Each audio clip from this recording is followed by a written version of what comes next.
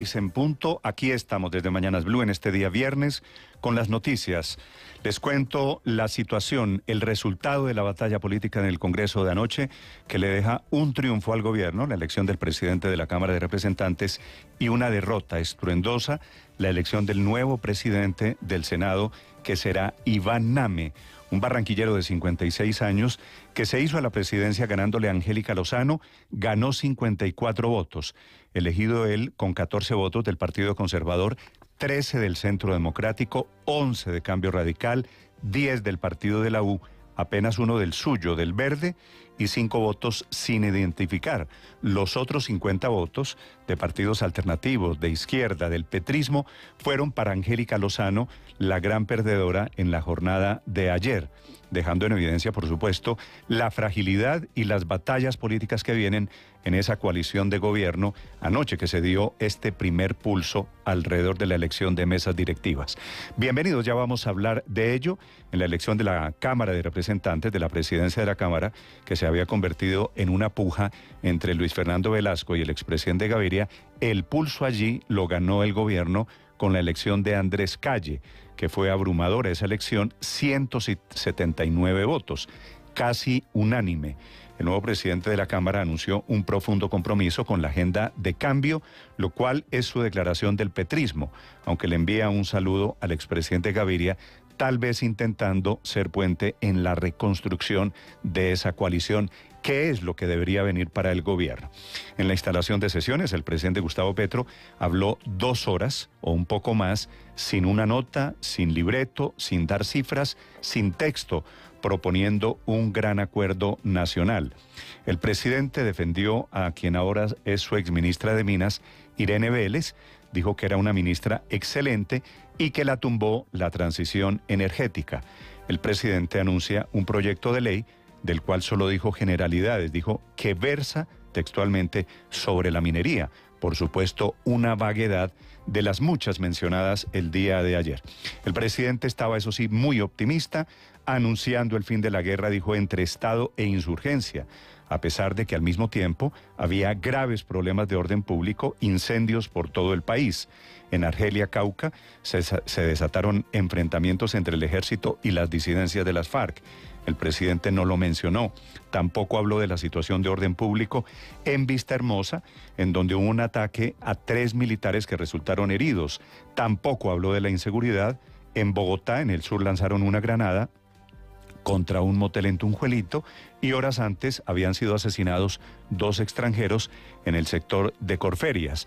El presidente no mencionó problemas de orden público, ni los de Antioquia, ni los de Putumayo, ni los de Cauca, ni los de Jamundí. Al instalar las sesiones, el presidente, eso sí, les digo, propuso un acuerdo nacional para conseguir sus reformas sociales y un cambio hacia adelante, con la promesa de que hay que ceder. No sé si a modo de propuesta a la oposición o si una reflexión sobre su propio gobierno. Le respondió enseguida la misma oposición diciéndole que Colombia no es potencia mundial de la vida. Le dijo, ese es un eslogan de marketing político, la senadora María Fernanda Cabal. También habló la representante de la Liga de Gobernantes Anticorrupción, doña Marilén Fernández, que hace un año fue elegida congresista cuando ella y Rodolfo Hernández fueron derrotados por el presidente Gustavo Petro. Rodolfo Hernández hoy, paradójicamente, es candidato a la gobernación del departamento suyo de Santander, con apoyo de buena parte del petrismo. Vamos a hablarles de jugadas políticas, por supuesto, de triunfos y derrotas en este día 20 de julio. Ayer, que fue el escenario del Congreso de la República de grandes batallas. Habló, entre otras cosas, Daniel Carvalho, Partido Verde, Oxígeno, el de Ingrid Betancourt, que se declaró en independencia al gobierno y cuestionó la reforma a la salud. Vamos a contarles novedades políticas, muchas historias para compartir con ustedes. Esta mañana se conoce un nuevo reporte de la tragedia de Quetame, en Cundinamarca, que deja 22 muertos y 9 desaparecidos. Las labores de búsqueda allí se suspendieron por una alerta decreciente del Río Negro. Esta mañana también les contaré la historia increíble de una profesora aquí en Bogotá que muestra en redes sociales los moretones, las heridas que recibió, atacada ella por sus estudiantes, porque le pidió a una alumna no usar el teléfono celular en clase. Cuando intentó salir del salón, la bloquearon, le quitaron el bolso, le pegaron, la agredieron, le rasgaron su ropa. Una demostración de esos pequeños matones también que estamos criando en este nuevo sistema educativo. Muchas historias para compartir. 6 de la mañana, 6 minutos. Hoy es 21 de julio. Es un viernes atípico, es el Día del Perro. Para quienes tenemos mascotas, felicitaciones, a cuidarlos. También se cumplen 35 años del fallecimiento del gran Pacho Galán, el hombre del porro y del merecumbé. Ese merecumbé que era una fusión entre merengue y cumbia. Aquí estamos para acompañarlos en esta mañana. La temperatura en Bogotá es de 10 grados centígrados. Es una mañana gris de momento. Operan normalmente los aeropuertos en Colombia. Les contaré en Estados Unidos de la comparecencia que hay ante un tribunal de Nueva York del Pollo Carvajal, que se declaró inocente. Está lloviendo en Quetame, en Cundinamarca, suspendidas allí las labores de rescate. Aquí está lo más importante en el resumen que preparamos en Voces y Sonidos en Mañanas Blue.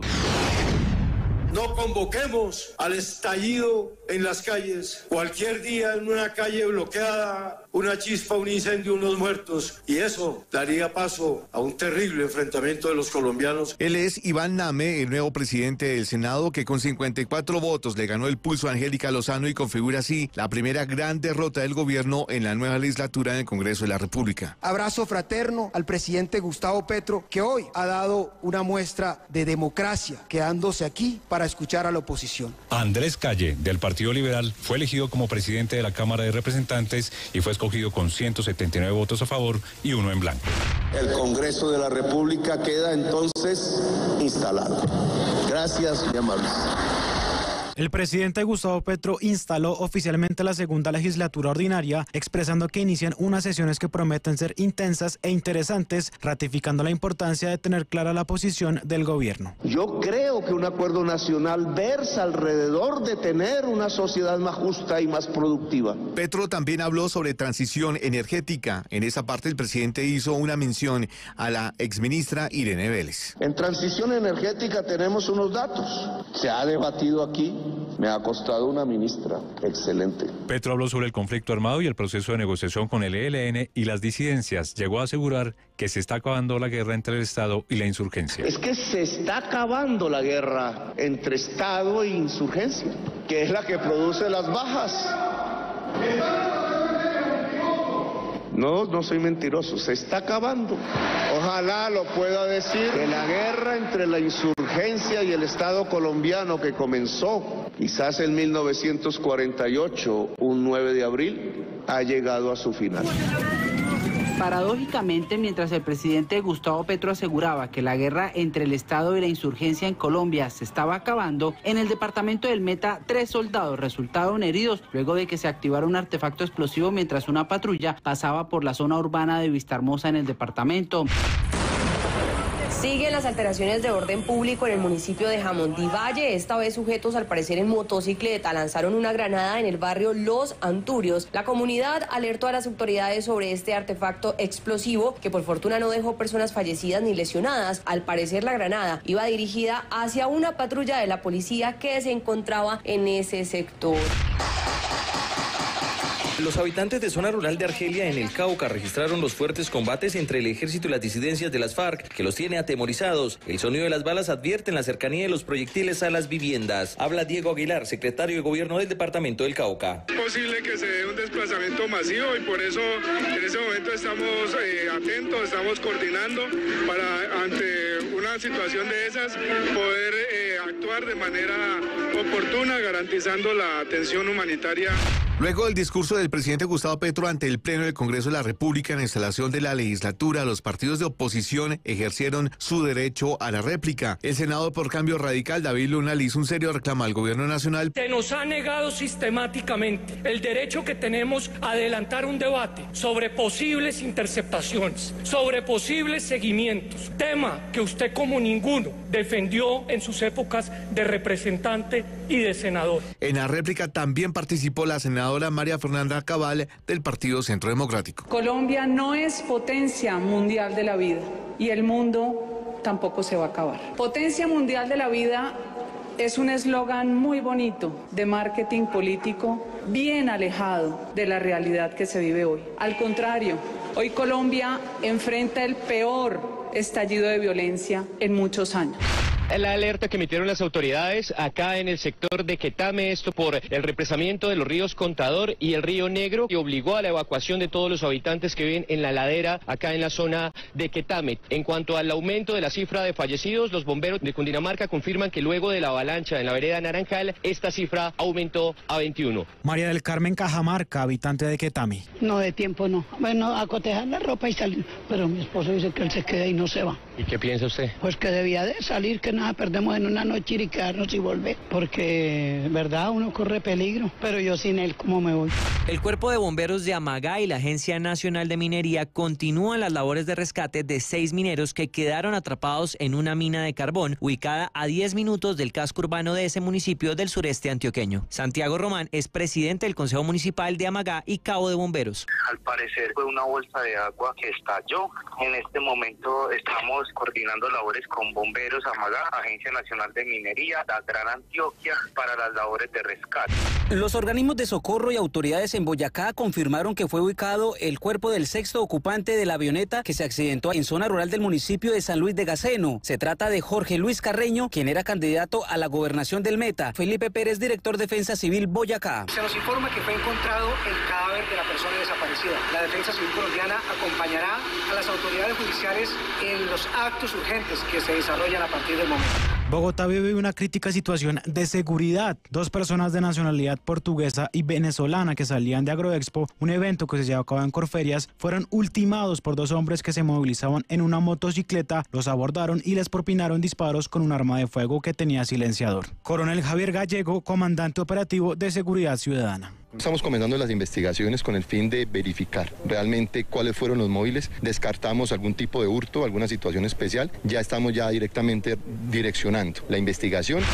El presidente de Nicaragua, Daniel Ortega, propuso a Gustavo Petro plasmar en un acuerdo bilateral los fallos de la Corte Internacional de Justicia de La Haya que delimitaron la frontera marítima en el Mar Caribe. Entonces, si la Corte ya falló a favor de ellos y la Corte ya falló a favor nuestro, entonces ahí tenemos ya la salida. Un par de horas después, desde San Andrés y Providencia, el presidente Gustavo Petro aseguró que habrá diálogo con el presidente Daniel Ortega. Hablaremos con Ortega y con su gobierno sobre cómo, sobre estos nuevos fallos de la Corte, podemos hacer prevalecer que los pueblos del Caribe, los pueblos raizales en este suroccidente del mar, puedan tener derecho a la pesca sin ser molestados.